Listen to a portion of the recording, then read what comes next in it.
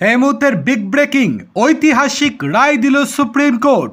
আর তাতে করে বড় সড় স্বস্তি পেল কেন্দ্রীয় সরকার। কি হয়েছে চলুন বিস্তারিত জেনে নেওয়া যাক। তবে তার আগে আপনাদের কাছে বিনীত অনুরোধ, ভিডিওটি ভালো লাগলে লাইক, কমেন্ট এবং শেয়ার করতে ভুলবেন না।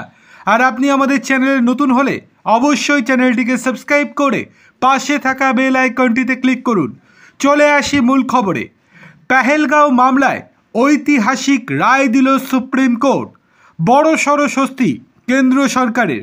জম্মু ও কাশ্মীরে পর্যটকদের নিরাপত্তা চেয়ে করা জনস্বার্থ মামলা পরিষ্কারভাবে খারিজ করে দিল সুপ্রিম কোর্ট। বিচারপতি সূর্যকান্ত এবং বিচারপতি এন কোটেশ্বর সিংয়ের বেঞ্চের বক্তব্য স্পর্শকাতর বিষয় নিয়ে প্রচারের উদ্দেশ্যে এবং ফ্রেম পাওয়ার জন্য এই মামলা দায়ের করা হয়েছে। এখানে জনস্বার্থের কোনো উদ্দেশ্যই নেই, কোনো মানুষের কথা ভেবে এই মামলা করা হয়নি। কেবলমাত্র সংবাদ মাধ্যমের ফোকাসে আসার জন্য এই মামলা করা হয়েছে। অতীতেও আবেদনকারী আইনজীবী বিশাল তিওয়ারি কার্যত উদ্দেশ্যহীনভাবে একাধিক জনস্বার্থ মামলা দায়ের করেছে কেন্দ্রীয় সরকারের বিরুদ্ধে, যেটা সম্পূর্ণ অনুচিত বলে বক্তব্য প্রকাশ করেছেন বিচারপতিদ্বয়।